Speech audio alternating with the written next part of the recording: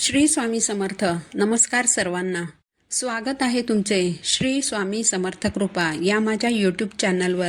आजचा दिवस तुम्हाला सुखाचा, आनंदाचा आणि मंगलमय जावो हीच मी स्वामींच्या चरणी प्रार्थना करते आणि आज या नवीन व्हिडिओला सुरुवात करते. 13 ऑगस्ट 2026 वार आहे गुरुवार.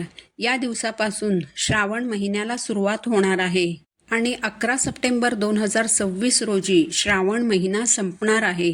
श्रावण हा अतिशय पवित्र महिना मानला जातो. हा महिना भगवान शिवशंकरांच्या उपासनेसाठी आणि आराधनेसाठी समर्पित आहे आणि म्हणून या महिन्यात आपल्याला भगवान शिवशंकरांच्या जास्तीत जास्त सेवा करायच्या आहेत. भगवान शंकरांच्या सेवेमध्ये सर्वात जास्त महत्त्वाची सेवा जी आहे ती म्हणजे शिवलीलामृत या ग्रंथाचं पारायण करणं. 1 सप्ताहाचं हे पारायण असतं, म्हणजेच 7 दिवसात या ग्रंथाचं पारायण केलं जातं. परंतु जर तुम्हाला या ग्रंथाचं 7 दिवसांचं पारायण करणं शक्य नसेल तर तुम्ही या ग्रंथातील 11व्या अध्यायाचं पठण करू शकता. शिवलीलामृत या ग्रंथातील 11वा अध्याय हा रुद्राध्याय म्हणून ओळखला जातो. तर श्रावण महिन्यात शिवलीलामृत या ग्रंथातील 11वा अध्याय का पठण करावा, या 11व्या अध्यायाचं वैशिष्ट्य काय आहे आणि या अध्यायाच्या पठणाने आपल्याला काय फायदे होतात याबद्दलची सर्व माहिती मी तुम्हाला आज या व्हिडिओमध्ये सांगणार आहे. यासाठी तुम्ही व्हिडिओ शेवटपर्यंत ऐका. चॅनलवर नवीन असाल तर सबस्क्राईब करा आणि असेच माहितीपूर्ण व्हिडिओ पाहण्यासाठी बेल आयकॉनला देखील प्रेस करा.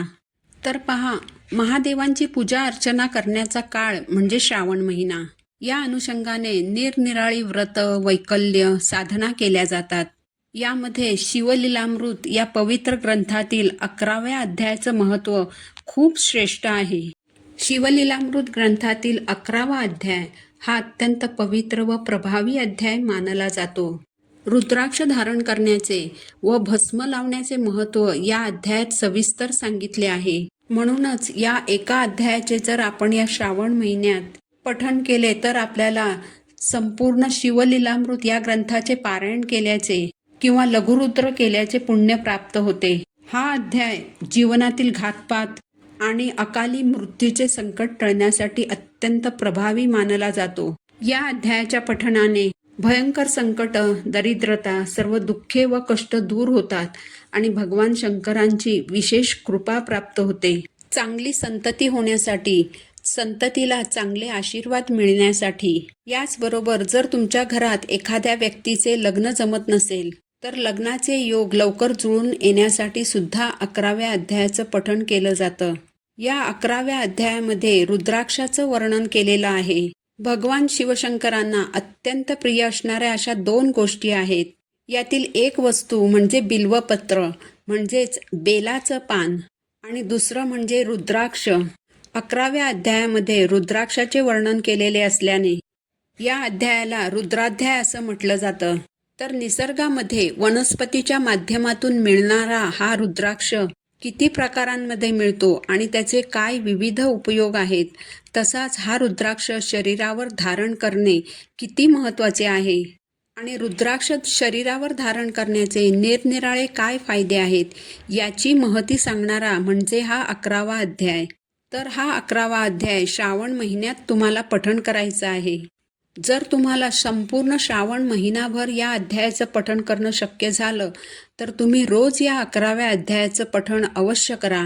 या 11व्या अध्यायाचं पठण कधी करावं तर पहा, भगवान शंकरांची सेवा प्रदोष काळात करण्याला अतिशय महत्त्व आहे. म्हणून या अध्यायाचं पठण तुम्हाला संध्याकाळच्या प्रदोष मुहूर्तावर करण्याचा तुम्हाला जास्तीत जास्त प्रयत्न करायचा आहे.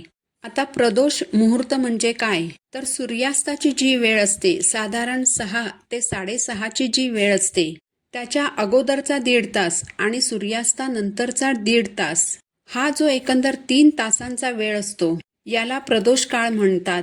हा काळ शिव आराधनेसाठी सर्वोत्तम काळ मानला गेलेला आहे.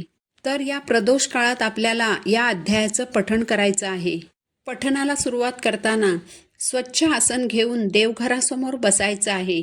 या अध्यायाचं पठण करताना तुम्हाला शक्यतोवर शुभ्र वस्त्र परिधान करायचं आहे आणि या प्रदोष काळात भगवान शिवशंकरांची पूजा करायची आहे. महादेवांच्या पूजेत पांढऱ्या वस्तूंना अतिशय महत्त्व आहे. म्हणून महादेवांच्या पिंडीवर पांढरी फुलं, पांढऱ्या अक्षता अर्पण करायच्या, दूध साखरेचा किंवा खडीसाखरेचा नैवेद्य अर्पण करायचा. छानपैकी उजव्या हाताला शक्य असेल तर तुपाचा किंवा तिळाच्या तेलाचा दिवा लावायचा आहे आणि डाव्या बाजूला पाणी ठेवून तुम्हाला या 11व्या अध्यायाच्या पठणाला सुरुवात करायची आहे. श्रावण महिन्यात हा अध्याय तुम्हाला दररोज 3 वेळा पठण करायचा आहे. परंतु जर संपूर्ण श्रावण महिनाभर या अध्यायाचं दररोज तुम्हाला पठण करणं शक्य नसेल तर किमान श्रावण सोमवारी तरी हा 11वा अध्याय तुम्ही 3 वेळा आवर्जून पठण करा. या अध्यायाचं पठण केल्यामुळे आपल्या संततीचं रक्षण होतं, आपल्या आयुष्याचं कल्याण होतं आणि आपल्या संपूर्ण आयुष्याला भगवान शिवशंकरांचे शुभ आशीर्वाद प्राप्त होतात. म्हणजेच या अध्यायाच्या पठणाने भगवान शिवशंकर प्रसन्न होतात. जर आपण संकल्प करून या 11व्या अध्यायाचं रोज न चुकता पठण केलं तर निपुत्रिकाला संतान प्राप्ती होते, दीर्घायुष्य लाभते, महापापे नष्ट होतात, 1 सहस्र कपिला गाय दान केल्याचे पुण्य मिळते. म्हणून भोलेनाथांना प्रसन्न करून घेण्यासाठी 11व्या अध्यायाचं पठण किंवा पारायण करण्याची परंपरा आहे. आपल्या इच्छा मनोकामना पूर्ण करण्यासाठी भगवान भोलेनाथ ही अतिशय दयाळू देवता मानली गेलेली आहे. भक्तांच्या भक्तीने लवकर प्रसन्न होणारी देवता म्हणजे भगवान भोलेनाथ. म्हणून तुम्ही तुमच्या इच्छा मनोकामना पूर्ण करण्यासाठी या श्रावण महिन्यामध्ये या 11व्या अध्यायाचं नक्की पठण करा आणि भगवान शिवशंभूंचे आशीर्वाद मिळवा. ही माहिती जर तुम्हाला आवडली असेल तर व्हिडिओला लाईक करा, चॅनलला सबस्क्राईब करा. पुन्हा भेटू अशाच एका नवीन माहितीपूर्ण व्हिडिओसोबत. तोपर्यंत सर्वांना श्री स्वामी समर्थ.